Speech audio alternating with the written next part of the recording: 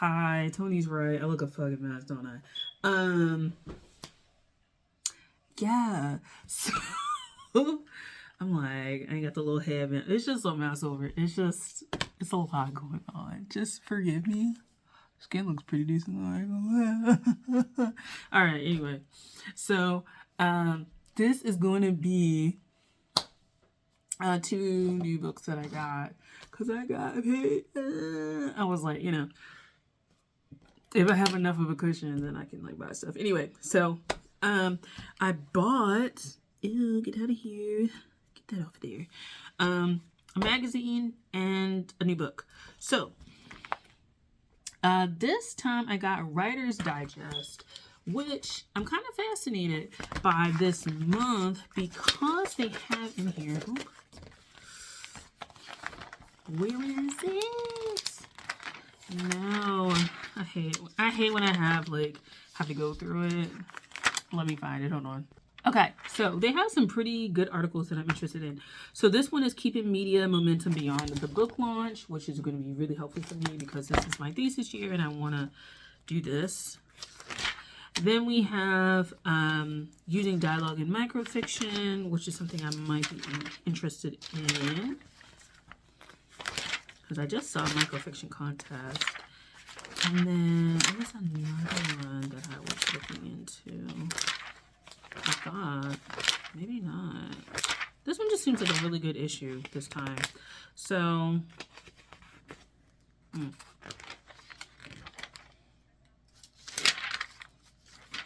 they have quite a few things in here that I'm like, okay, what agents actually see to see your goals. Interesting for me too. This is nonfiction type stuff. And then 6 paying literary publications. This was like the main thing I wanted to look into.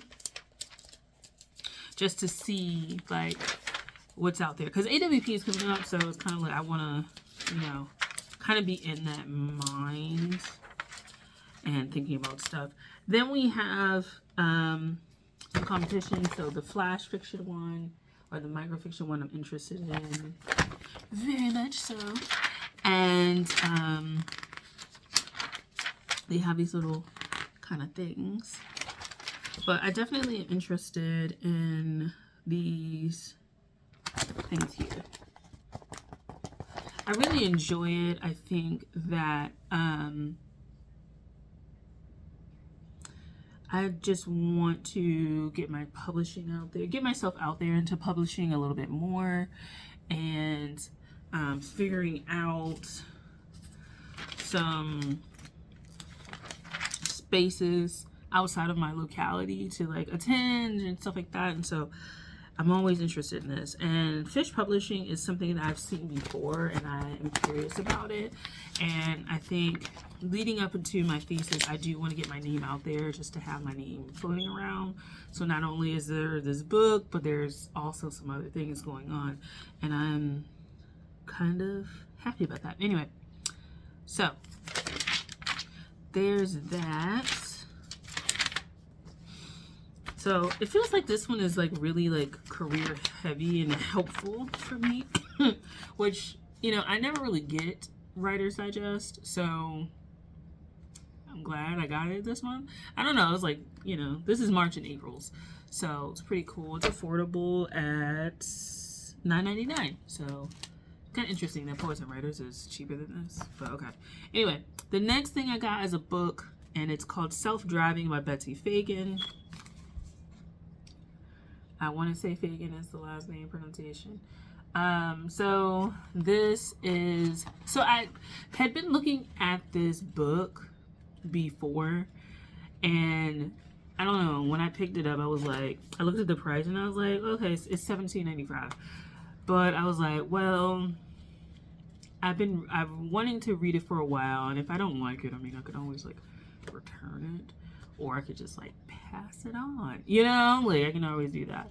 So yeah, I wanted to kind of get this. I also like this type, and I see it frequently, and I think I'm using it or like a type like it for my book. I think I want to use a type like this for my book. Anyway, so Um, yeah, how that is. So it's called Self-Driving, Betsy Fagan. It's the winner of the Autumn House Poetry Prize. And it kind of just has more like, what are they, blurbs on there? Not blurbs, but like reviews. There we go. So, but the little thing at the top that does describe it is Betsy Fagan's Self-Driving, winner of the Autumn House Poetry Prize, selected by Kazim Ali, reimagines the American epic through the lens of a contemporary woman's journey. So she's also the author of Fires Seen from Space, All Is Not Yet Lost, Names Disguised, and then she's more chapbooky. She's received support and awards from the American Library Association, Library Journal, Lower Manhattan Cultural Council, New York Foundation for the Arts, and Provincetown Community Compact. She's raised on Piscataway, people. So Washington, D.C., Maryland's area. D.C. is mentioned here, but like it's Maryland also mentioned it. And then she currently lives in Brooklyn. Lenape-Hoking. And so she works as a library and a meditation teacher, which is kind of interesting. She's a library meditation teacher. So that's cool.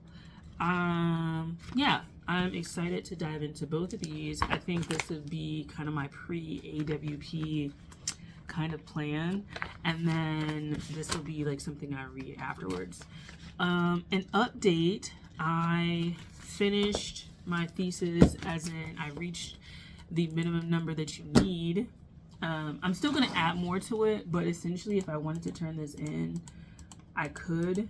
I'm going to write, I think, 2 more poems, and then I think we'll be good to go.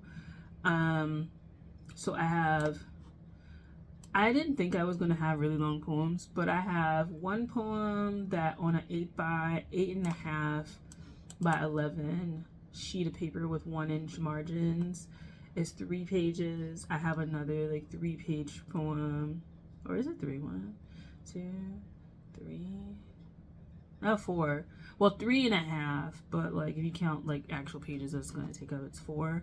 I have no idea what this is in terms of the size that I'm choosing for my book.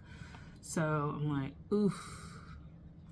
Yeah, I gotta like figure out. I think this is a 7x9 size. This is the size that I kind of want it to be. And